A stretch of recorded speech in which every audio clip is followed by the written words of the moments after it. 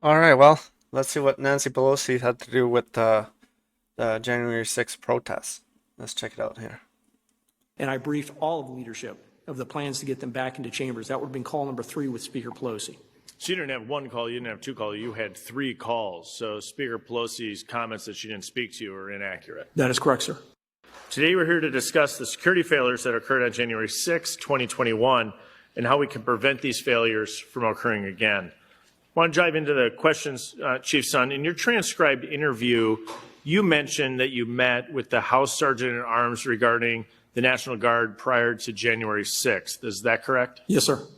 And who was the House Sergeant at Arms leading up to and on January 6th? That would be Paul Irving. And the House Sergeant at Arms is appointed by who? That is appointed at that time by Speaker Pelosi.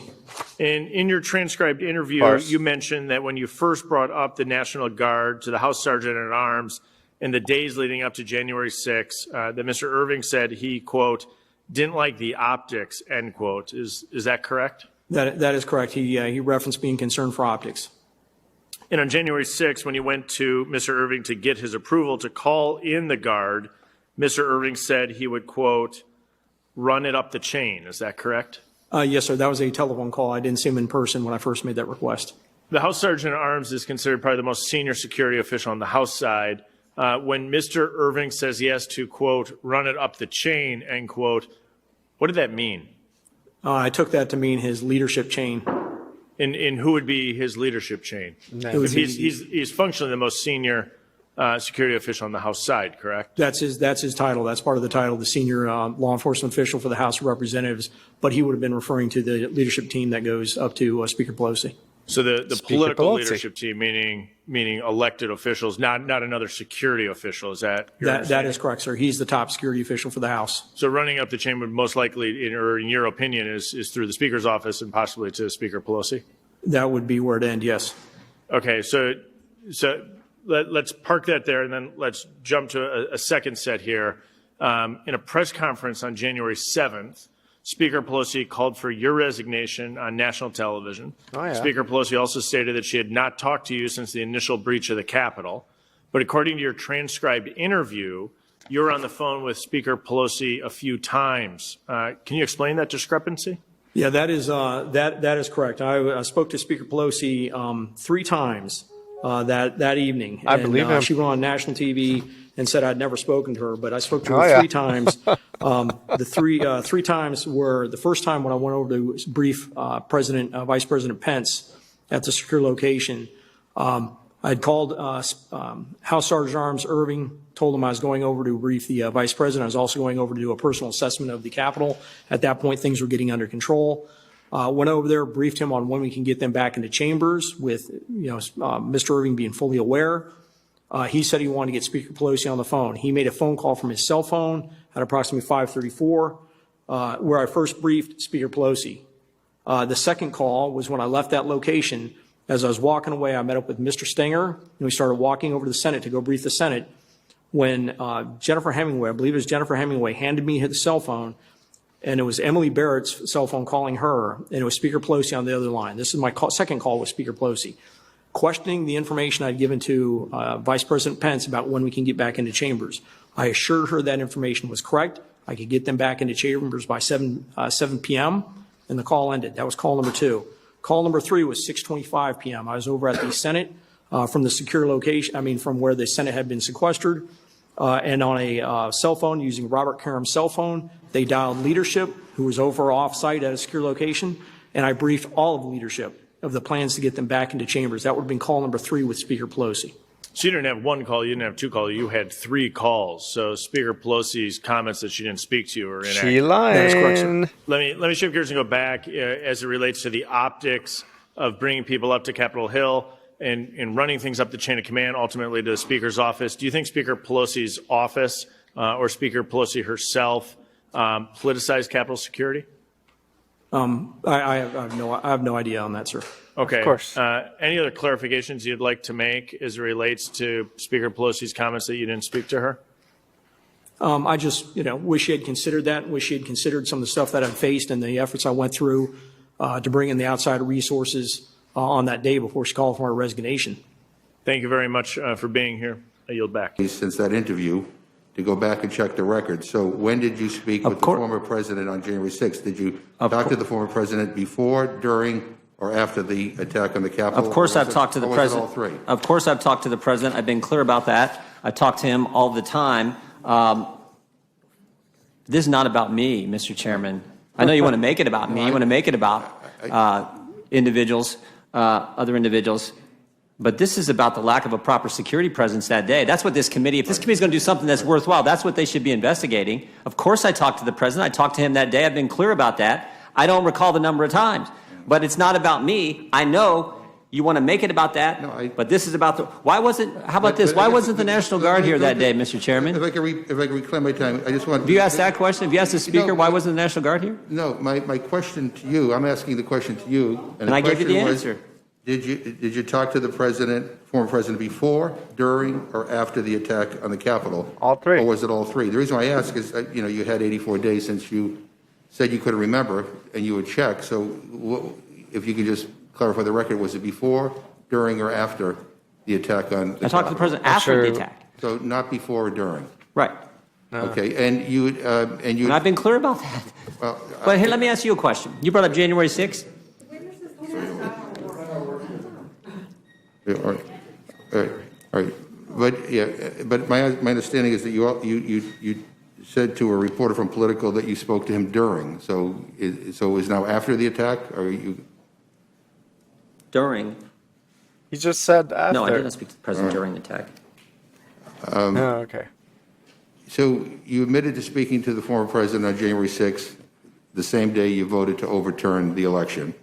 You know, facts be damned. And although you've routinely suggested that you're just another member of Congress, speaking with the president, your name comes up again and again in regards to efforts to overturn the election.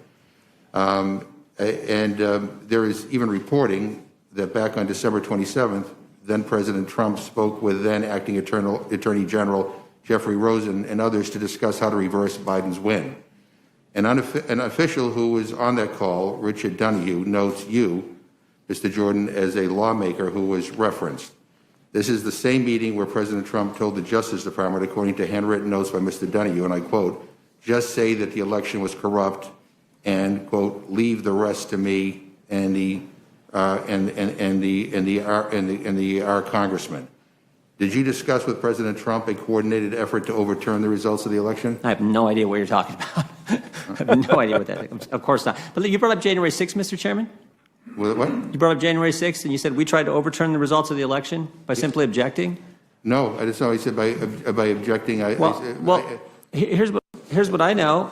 Let me say, I don't know. Okay, well, I hope I get a chance to respond at some point. I just don't know of another member of Congress who is as deeply enmeshed in all of this as you are, and apparently you're unwilling to give some of the more specific answers to this committee today. I guess are you willing to tell the Select Committee what you know about events leading up to, during? I've been clear all along. I've got nothing to hide. I've been straightforward all along. And just so you know, I mean, I'm looking here. This is a Politico story here. The quote here says, "Look, I definitely spoke to the president that day. I don't recall. I know it was more than once. I just don't recall the times." This is to Olivia Beavers. And you later said that I'm sure that one of the Trump-involved calls took place in the safe room because we were in that room forever. I mean, that's what you... Yeah, after the thing, that's what I said. But what does this have to do with, what does this have to do with Steve Bannon? What does this have to do with Steve Bannon's contempt? I'm just, I thought that's why we were here. Yeah, well, in your opening, you didn't mention Steve Bannon. Mr. Gates did. No, I mentioned, yes, I did mention Bannon's name. I mentioned him very first. About inflation. No, I did. No, I didn't. I said there are 4 batches of subpoena. The first batch, Bannon, Meadows, Patel, Scavino, first name I mentioned. Yeah. You got to go back. I'm sure the reporter can bring up the record. Yeah, I think what I come away listening to your opening statement is that you're more outraged by people asking questions. Not at all. Than police being. I'm more outraged by the attack on people's First Amendment liberties. On January 6th, and the lives of the people who work for all of us being at risk. January 6th, Mr. Chairman, can I respond to something? Yeah, you may. January 6th, 2017. Guess who the first person was to object to counting the electoral college results for Mr. Trump? Guess who it was? It was me. It was you. Guess which state?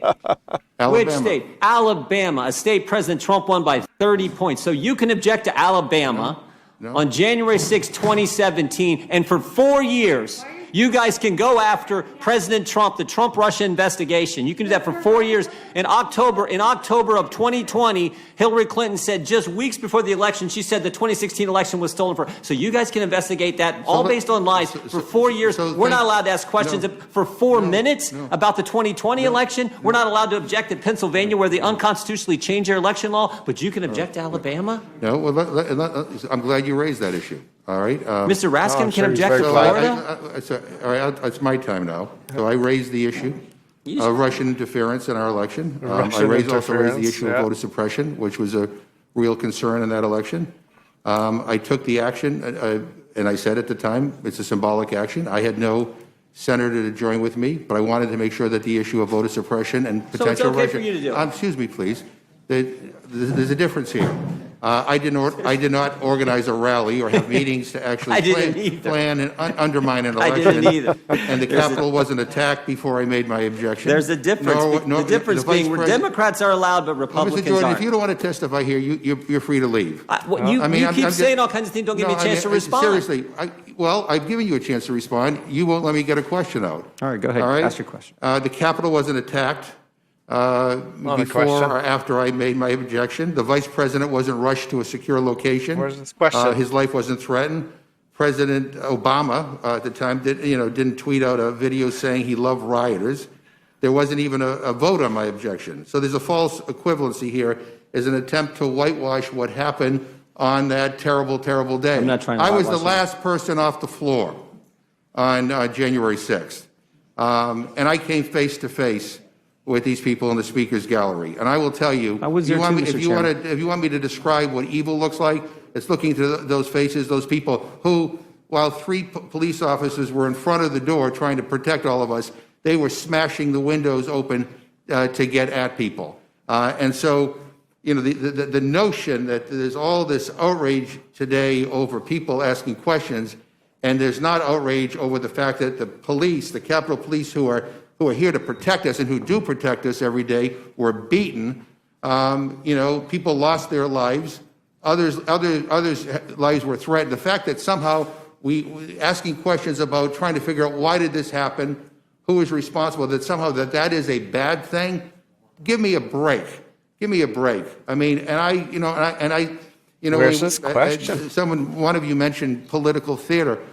This is not political theater, I don't know what is, but let me just say one of the most genuine statements that I have heard uttered in the Capitol was by Vice Chair Cheney, who, to her credit, is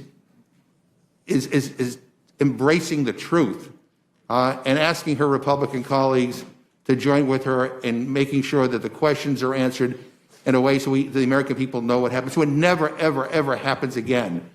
All of us are concerned about the future of our democracy in the aftermath of what happened. We don't ever want to see that happen again.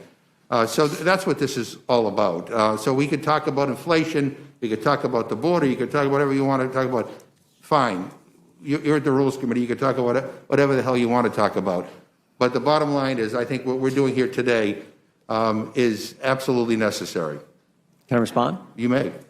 I'm not trying to whitewash anything. Republicans have been consistent. We have condemned violence every stinking time it happened. We condemned it on January 6th, and 600 people are being prosecuted and held accountable for what they did wrong, as well they should be. But it would have been nice if you guys...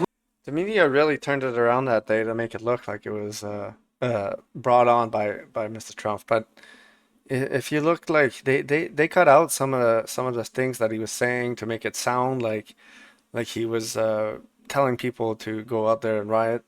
But if you actually listen to like the real media events that happened and the times that he was talking, it's not that. They took it out of context and they really made it sound worse than it was. I actually fell for it too at first. I thought that he was calling out to go riot and stuff. But later on, I found out that the media outlets cut it apart, cut his speech apart, cut what he was saying apart to make it sound worse than it really was. would have condemned the violence in the summer of 2020 instead of making statements like my colleague just read. It would have been nice, instead of the Vice President of the United States raising money to bail rioters out of jail, it would have been nice if you'd have done that. No. This double standard, you guys get to say all the things you did about Trump for 4 years. You get to have the summer of 2020 and call it peaceful protest. We condemn violence every single time. It'd have been nice if you guys had done the same. I am so sick of the double standard.